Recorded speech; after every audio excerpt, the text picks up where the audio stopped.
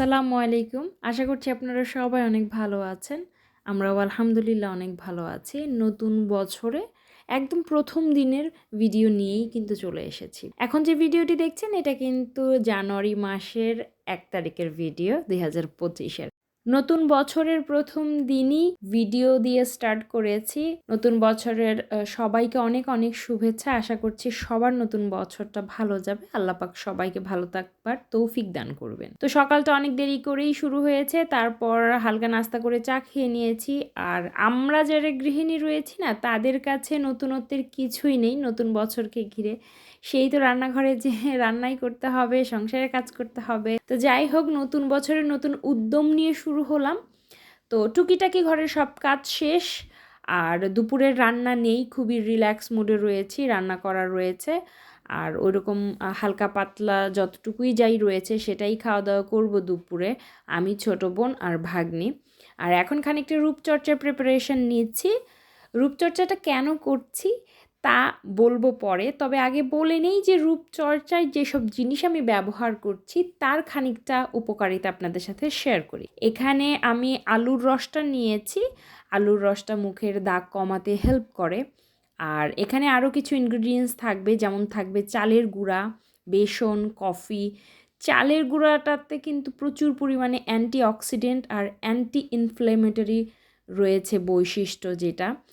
আর বেসনে কিন্তু খুব উপকারিতা রয়েছে। বেসন ত্বক উজ্জ্বল করতে, বলিরেখা দূর করতে, ব্রণ যাদের প্রচুর রয়েছে, যেমন আমার কিন্তু খুবই ব্রণের সমস্যাটা হয়, তো এইটা কমাতে বেশ সাহায্য করে, রোদে পোড়া ভাবটা কমাতে সাহায্য করে।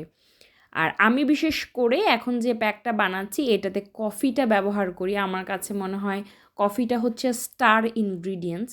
এই কফিতে কিন্তু রয়েছে অ্যান্টিঅক্সিডেন্ট যা ত্বককে তারুণ্য বজায় রাখতে সাহায্য করে এবং ত্বককে ইনস্ট্যান্টই একটা গ্লো কিন্তু লক্ষ্য করা যায়।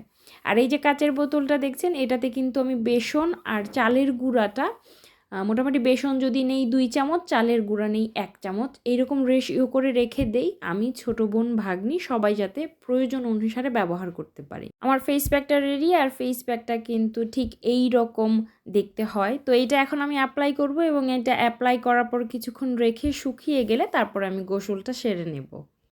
এখন কিন্তু প্রায় সন্ধ্যা হয়ে গিয়েছে। দুপুরে খাওয়া দাওয়া করে রেস্ট নিয়েছি, তারপর রেডি হয়ে ছোট বোন আর ভাগ্নি পরেছে শাড়ি আর আমি অ্যাজ ইউজুয়াল বোরকা পরি, সেটাই পরে এখন যাচ্ছি।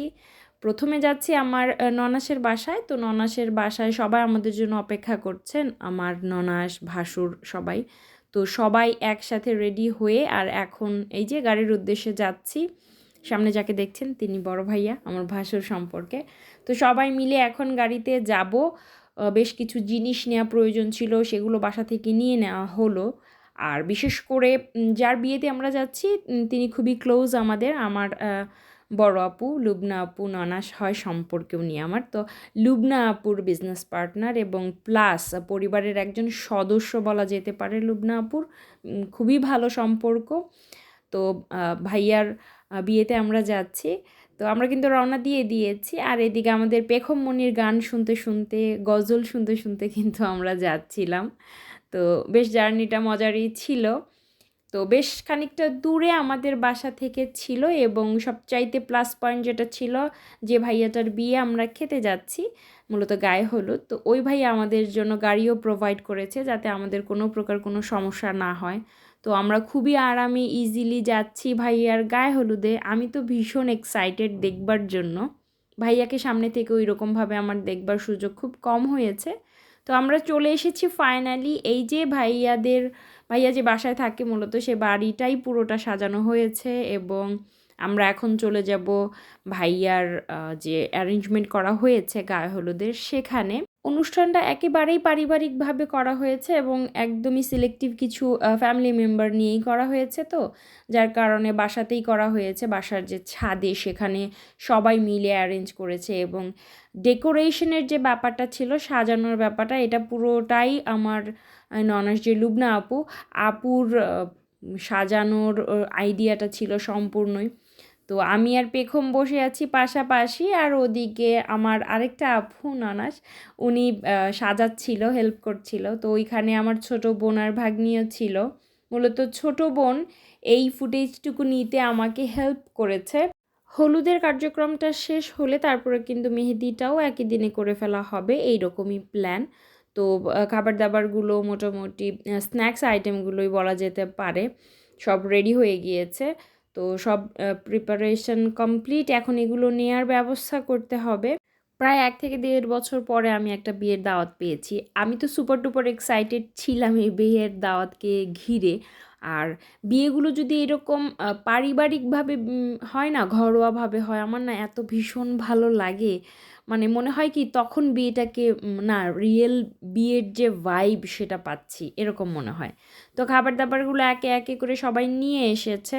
ক্যামেরাম্যান সবাই সামনে ছিল, তো আমি পেছন থেকে খুব ভালো ফুটেজ নিতে পারিনি। তবুও আলহামদুলিল্লাহ যতটুকু নিয়েছি। আর এবার বর বউ ঢুকছে। তো বর আর বউকে দেখে তো ভীষণ ভালো লাগছে মাশাল্লাহ। আর ওদিকে খেয়াল করে দেখলাম বর আগে থেকেই মুখে আঙুল দিয়ে রয়েছে, যে না কোনো কথাই বলবো না আমি, আজকে তো মেয়ের দিন। তো যাই হোক, বেশ মজাই করলাম, আমরা সবাই খুব আনন্দের সাথেই সময় কাটালাম। আর এখন সবাই গায়ে হলুদ দিবে, সবাই ছবি তুলবে। আর ওদিকে আমি কিন্তু আমার নেশায় রয়েছি, আমার ফুচকার স্টলে কি হচ্ছে সেটাই আমার হচ্ছে মেন কনসার্ন।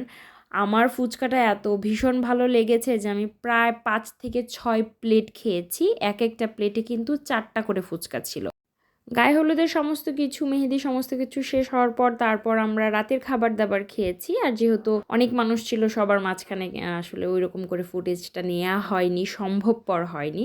তো যাই হোক, খাওয়া দাওয়া করে এখন যাচ্ছি বাসার উদ্দেশ্যে। বাসায় অলমোস্ট 11:30টার দিকে আমরা পৌঁছেছিলাম। তো খুব বেশি রাত ইচ্ছে করেই করিনি, কারণ ছোট বাচ্চারাও ছিল, আমাদেরও লেট হয়ে যাচ্ছিল এরকম। পরের দিন হাজব্যান্ডের অফিস আছে, তো বিষয়টা ছিল এমন। তো এই সুন্দর ফুটেজটা না নিয়ে আমি কোনোভাবেই থাকতে পারিনি। কি ভীষণ যে ভালো লাগছিল, কালারফুল লাগছিল বিল্ডিংটা। তো আজকের এই ভিডিওটি এই পর্যন্তই। আজকের মতো আসছি, আল্লাহ হাফেজ।